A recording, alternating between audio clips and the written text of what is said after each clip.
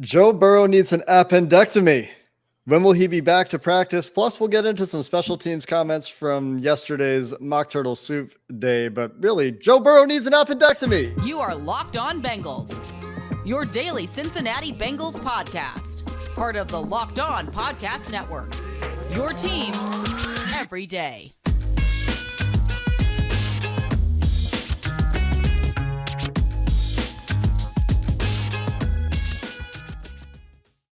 What up, Bengals fans, and welcome to another episode of the Locked On Bengals podcast. I'm your host, Jake Liscow. He's raising the roof. His name is James Rapien. Together, we are the Locked On Bengals podcast, covering your team, the Cincinnati Bengals, every day on the Locked On Podcast Network. You can find us free and available anywhere you get your podcast and on YouTube. So make sure you hit the subscribe button, the follow button. If you're new to the show, we will be covering the Bengals 5 days a week, all season long.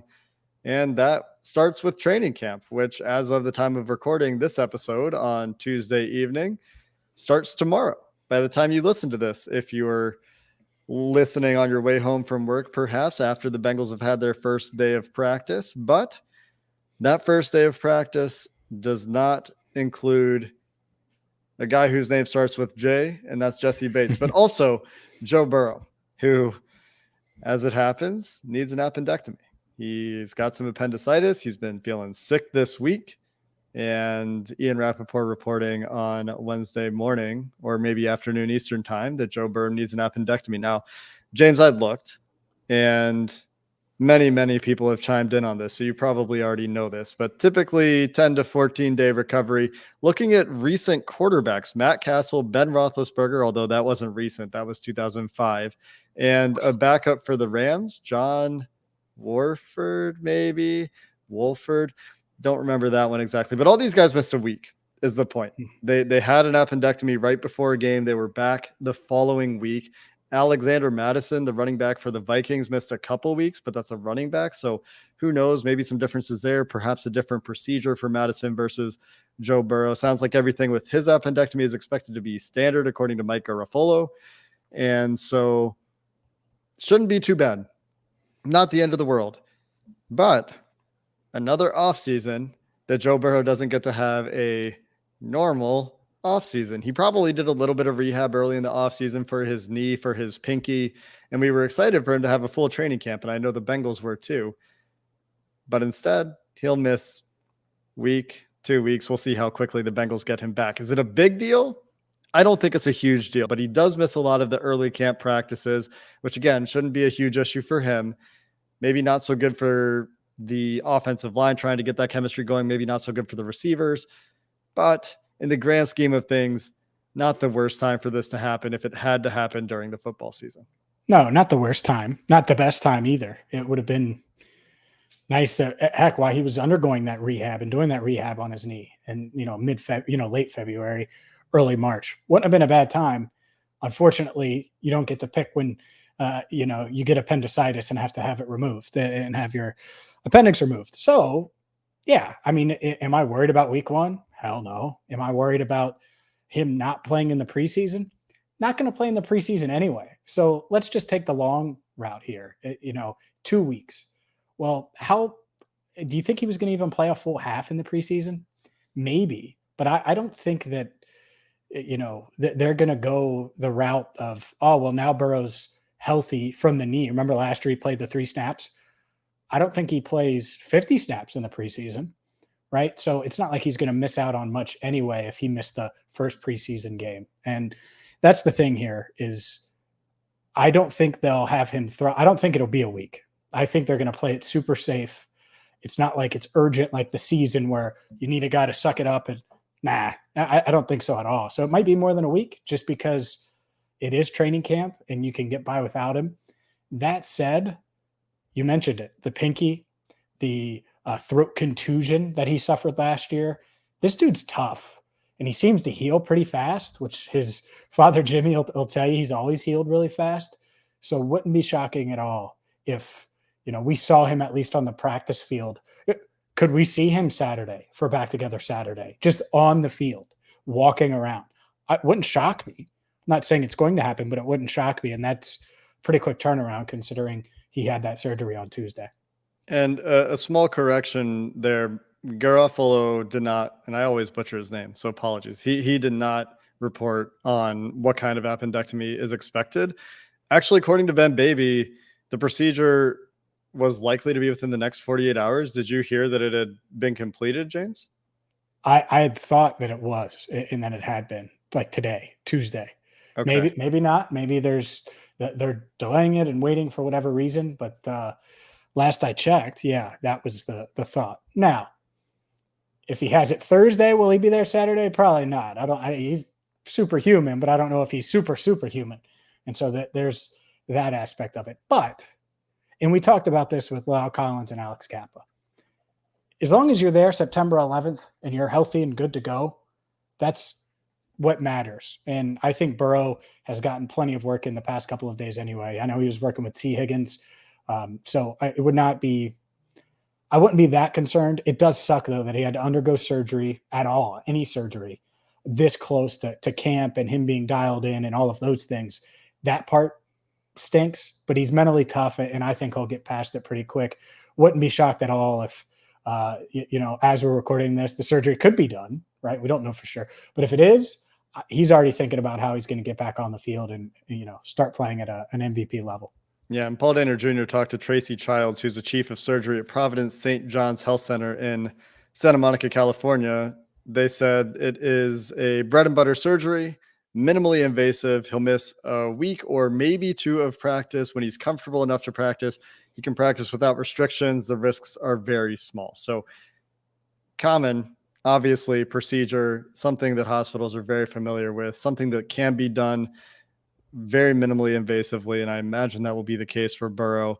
And with the toughness you talked about, James, as soon as he's feeling good, I'm imagining he will be pushing to be back. I bet you the team will try to maybe put the reins on him a little bit and try to protect him a little bit, but he will be, I imagine, raring to go. And so not a huge issue, like we've said, probably missing practices without pads anyway, as they ease into training camp, especially for the first week, especially with Zach Taylor training camps that we've talked about in the past aren't incredibly physically demanding, but never ideal to miss the physical reps, even if he is able to get the mental reps in.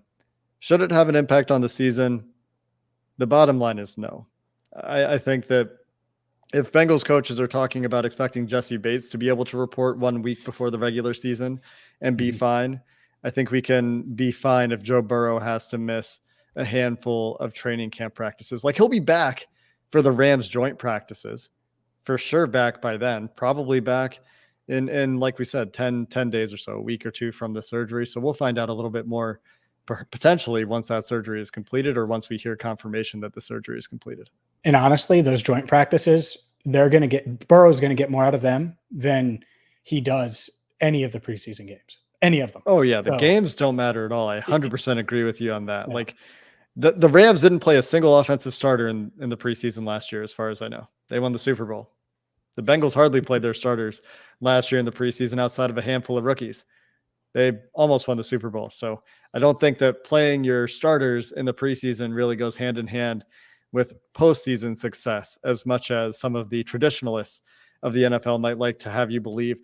Now, that is it for the Joe Burrow news. Unfortunately, we won't be able to talk about Joe Burrow hitting Jamar Chase tomorrow, but we can keep an eye on those specialists. We can keep an eye on those jerseys that are coming on Saturday. The Bengals announcing on Tuesday what jerseys will be worn with those white tiger helmets. I don't think it's a good decision, James, but we'll break it down coming up next. Level with me. We've all been in a situation at some point where we need a little extra cash, and it just, you need to make ends meet or make sure you take care of a bill that was unexpected. Well, Dave can help you do that. Dave, who's Dave? It's the banking app that helps you get up to $500 instantly. Not 50, like I almost said, up to $500 instantly. There's no interest. There's no credit check needed. So you can finally tackle those expenses that you need to take care of now. So if you're in a pinch and you need some extra help, Dave can help right now. You can download the Dave app from the App Store right now. That's DAVE. Sign up for an extra cash account and get up to $500 instantly. For terms and conditions, go to dave.com/legal. Instant transfer fees do apply. Banking provided by Evolve, member FDIC. Future you will thank you with Dave. James, we have uniforms to go with those white tiger helmets. Oh, yeah. And I think Ace Buggy did a poll. So shout out to Ace on what jerseys folks would prefer with the white tiger helmets. I think it was the current whites versus the old color rush. Mm-hmm. The Bengals have announced that the color rush jerseys are returning, the old color rush jerseys, as old as they can be, a few years old, and they will be worn with the new white Bengal helmets. Mm-hmm. I don't love this. And here's why. To me, there are differences. Certainly, there are differences between the color rush jerseys and the current white jerseys that the Bengals have. The difference is, though, to justify an alternate uniform, I hope this is a one-year deal and there's something new coming in the future. Maybe they just couldn't get an alternate uniform together quickly enough to go with the helmets, and they decided to go with the color rush because that is the rule stipulated by the NFL. They must be worn with an alternate or color rush jersey.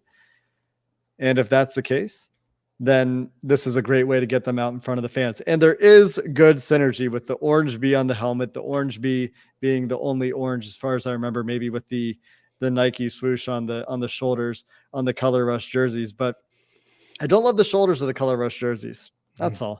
And I don't love that they're going with just like a similar white shirt that they have with their other white shirts. That said, the block letters are really nice. The color rush jerseys are very clean. I was just personally hoping for something new, and I'm still hoping that something new is coming next year or in the future, because just recycling an old thing is just not as exciting for me. Always wanting more.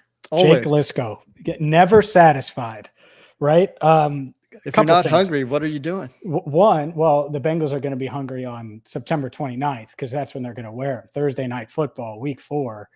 In the jungle, a whiteout. Love the idea. I tried to hint at it earlier this week because I had a good feeling. I'm not going to pretend like I knew. I had a good feeling that it was the color rush. And, or was it late last week? Maybe it was late. No, it was this week. It was definitely this week because last week I was on a beach trying to get tan. Yeah. So I'm not shocked by this one bit. I think it looks really good. And it looks good. I'm not saying it doesn't look good, to be clear. It's the newness factor. Yeah. I think you're right. You wanted to be surprised, or, you wanted something new, and there is something that comes with that, where you just get excited because it's new. I love it. I think they made the right call. If you're going to go with an alternate uniform, go with one that let's be honest, thought was awesome. And I still think it's awesome. I think the day the uniforms were revealed, the Bengals uniforms, if I would have said, you like all of those better than the color rush, people would have been like, it's close. If we would have went back and did a poll, because the color rush uniforms were their only good uniform from 2016 to 2020. The other ones were just kind of bland. It was time to move on from them. So I think they look great. I like that they're a little different than what they currently have. And I do get it. It's not as exciting as if, let's say, they came out with a black and white version of the late 90s uniforms that people were talking about. I know on social media, there's a lot of speculation about that. I like the color rush better. I don't want to go back to the 90s necessarily. Now, going back at all kind of stinks. I get it. I understand that it's not as exciting. I think that they look awesome, though. So it's okay. We lose a little mystique, I guess, but overall, you're getting the white helmets. They're going with the color rush jerseys. Would have made a ton of sense in 2016. NFL rules didn't allow it. They got it right, and they're bringing the color rush back. I'll take it. Yeah, and this is what people wanted when the original color rush jerseys came out. So in that sense, they're getting what they want. And there are some differences between the jerseys. They're not exactly the same as the current white jerseys. Instead of Bengals, it's just the Bengals B. Instead of the orange outline on the letters, it's just on the numbers. Sorry, it's just a black number. There's a black collar. The white stripes on the shoulder pads get me. That has always been something that once was pointed out to me, that those are white stripes and no tigers have white stripes. That that always got me a little bit, because the stripes elsewhere are black stripes, but it does look very clean. So certainly give them plenty of credit for that. I'm hoping there's innovation in the future, but my criticism is not about the look or anything. It's just I wanted something new. Like you said, always striving for more here on the Locked On Bengals podcast. Well, if you want something new, you got anything else on uniforms? Because if you want something new, you might get it on special teams. And that's where we should go next. You don't have anything else? Just give me a nod. No, I got nothing else. Let's talk about punters. Let's talk about the newness that could be coming forth in Darren Simmons' special teams room. And it's not just punters.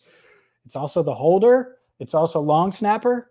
It's also kick returner, maybe, punt returner, maybe, ... But first, I got to tell you about BetOnline. It's the fastest and easiest way to check in and bet on all of the sporting events that you could think of, from NFL, futures bets, Joe Burrow overcoming an appendectomy to become MVP. You could wager on that. You could wager on the Bengals' chances of finishing the job in 2022, or maybe you want to look at, I don't know, the Boston Celtics in the NBA and their future odds to land Kevin Durant. You can do all of that in one spot, BetOnline. So don't delay. Go there now, sign up for free, and get to betting, get to winning.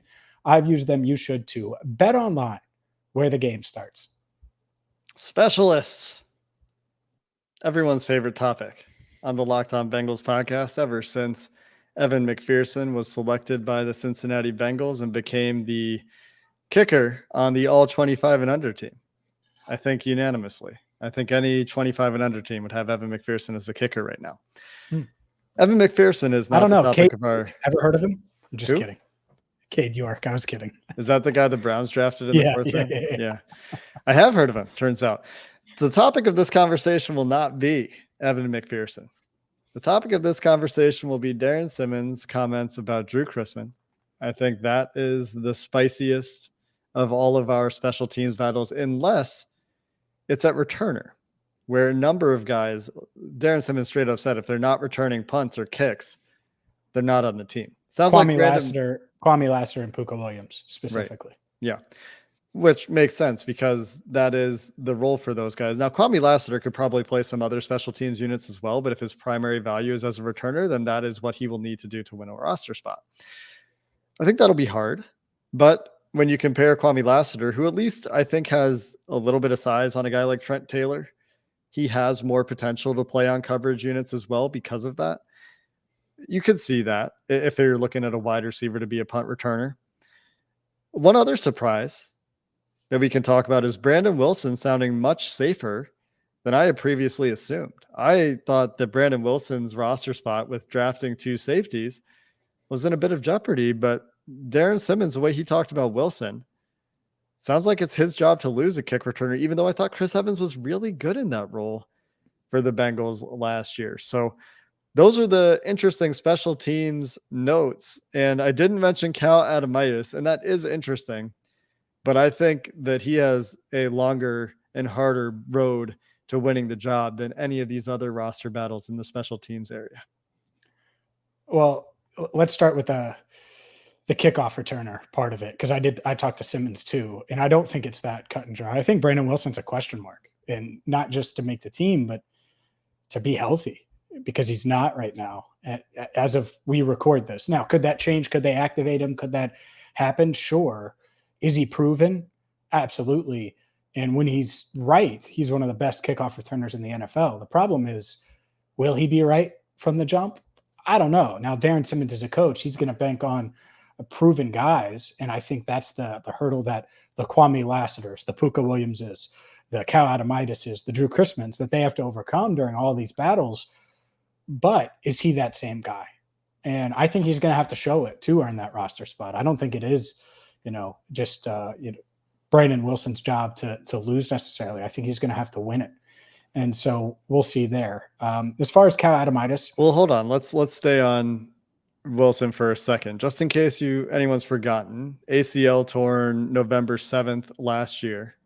So we all know how quickly Joe Burrow got back. Not everyone gets back that quickly, and a bit of a different position, right? Coming back from an ACL to play kickoff returner, to play safety, a little bit different. But on June 14th, Zach Taylor did say that Brandon Wilson was looking on track for training camp, so it might not be too long for him there. But the other thing with Wilson, the last thing on Wilson I wanted to mention before we move on to some of the other specialist battles, is he played on all the special teams units essentially, except for kicking field goals and maybe field goal blocks for the Bengals.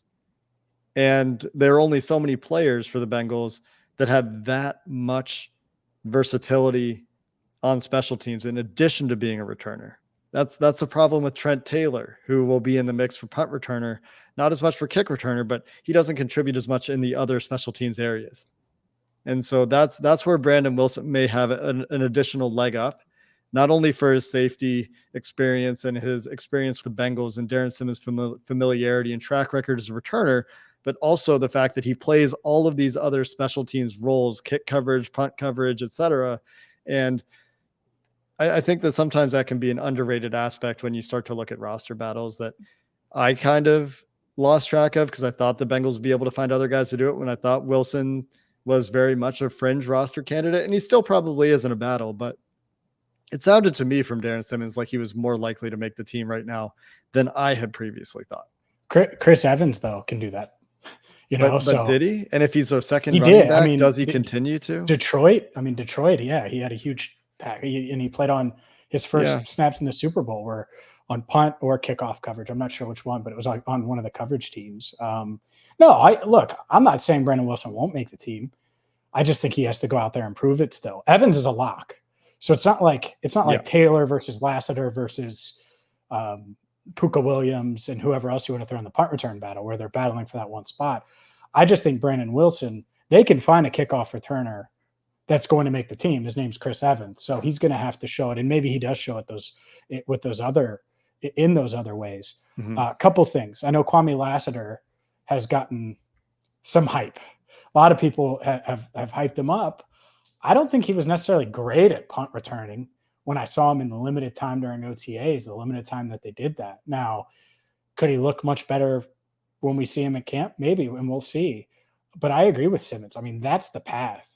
And ideally for the Bengals, honestly, I think it would be like a Kwame Lassiter that would be the punt returner, or someone that could give you some true versatility as a receiver if you need him to play receiver. Trent Taylor, there is no versatility. He is a slot guy, and that's it. And so not saying Lassiter wouldn't play in the slot, but if it's a guy that could split out wide occasionally if you needed him to, you feel good about it, right? Mike Thomas can do both if you need him to here and there. And so I don't really think Puka Williams could do that. I certainly don't think Trent Taylor can do that. And so ideally, Lassiter emerging might be the way to go because of what he could bring on offense if he delivers in that area too, and we'll see if he can. But if Puka or Trent win it, they're just kind of gadget/slot guys that are also going to be punt returners, you know? Mm-hmm. Yeah, Kwame Lassiter, 5'11", 185 is what he's listed at back at Kansas. Did play outside and in the slot at Kansas. Did play a little bit on kick coverage teams, but I imagine there's a bit of an uphill battle there for him, especially when you consider like who the other special teams all-stars or regulars were for the Bengals last year. So Samaje Perine, Stanley Morgan, Mitchell Wilcox, Marcus Bailey, Drew Sample, Trey Flowers. Like not direct competition there, but if you're looking at your roster battles and you're looking for guys that may have a leg up because of their special teams prowess, those are the guys that led the Bengals in special team snaps last year. So for guys like Trey Flowers or Mitch Wilcox, or like even Samaje Perine potentially to some degree, or Mike Thomas, the safety, unless other guys are playing special teams as well as those guys did, Clay Johnston, the linebacker as well, then that could be a little bit of an edge for those guys as they try to make the team. For sure. No, I agree with that. I think, man, it's crazy that we could spend a whole segment on special teams. I mean, we haven't really talked about punter or long snapper yet. But let's talk about punter, because to me, this is still Kevin Huber's job to lose, and not because he's still a great punter, because I think he's okay. I think he can be good. Can he be good for 17 weeks plus the postseason? I'm not sure about that anymore. But where he's really good at is holding. And holding now, honestly, I think they said 50-50. I think Darren Simmons said that during the offseason. It's like 50% holding, 50% punting. And I know punting is important. I'm not downplaying it. I actually think holding on this team, are we talking 60%? I mean, we're talking, you have arguably the second best kicker in the NFL. You have an offense that should put up 30 plus points with a Joe Burrow that's going to be a little lighter after that appendectomy. He's going to be able to move around in the pocket even better now. I mean, sheesh, best shape of his life. So 30 plus points a game is realistic. So you need a reliable holder. So that's the part. Can Drew Chrisman show it consistently? Because if he can, and he has a good rapport with Evan McPherson and whoever's snapping, whether it's Cal Adamitis or Clark Harris, I think he's got a real shot here to out punt Kevin Huber.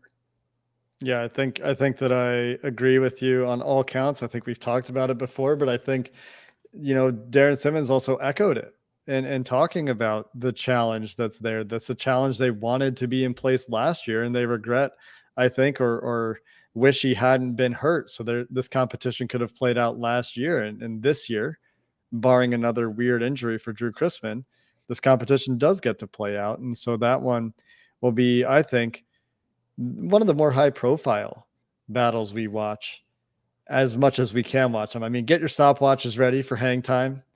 Start watching how far those punts go.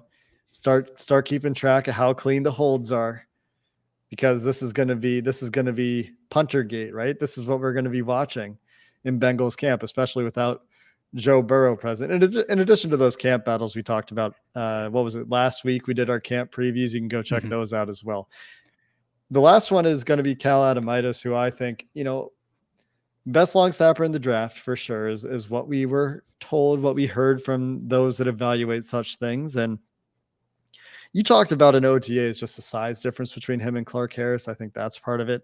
I also think nothing is deteriorating for Clark Harris yet. He's still playing at the same high level that he's played at throughout his Bengals career. And so competition is great. And if they can stash Cal Adamitis for next year, or if Clark Harris does, God forbid, sustain an injury, then great. But to me, this is, you mentioned it being Kevin Huber's job to lose. I think this is, to a greater degree even than that, Clark Harris's job to lose. Well, when did Clark Harris screw up last year?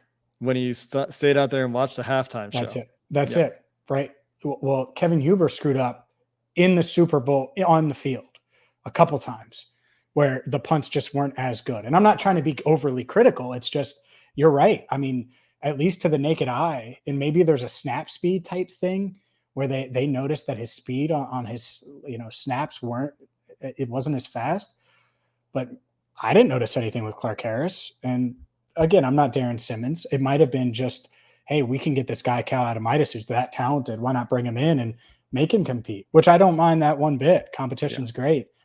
I do agree with you though, especially in this day and age where you're going to see a lot of vanilla stuff in practice or not get hit at all.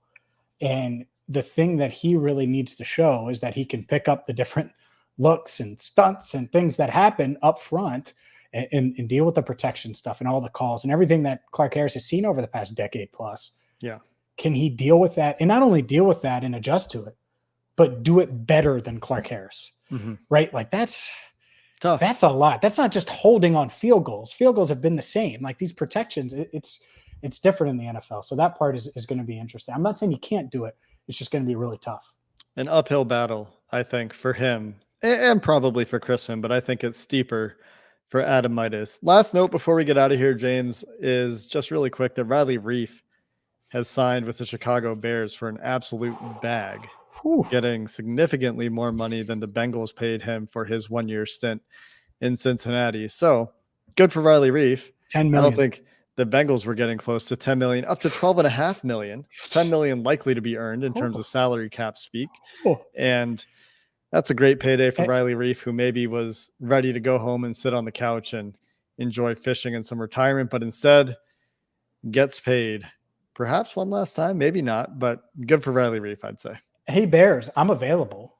Y'all don't have the receiver position done all the way. Don't worry. I'll stay on Locked On Bengals, but come on now. I'm available. We could send someone else to training camp practices here for the Bengals if you need someone just for a couple practices or something. Justin Fields needs help. I'm sorry, James.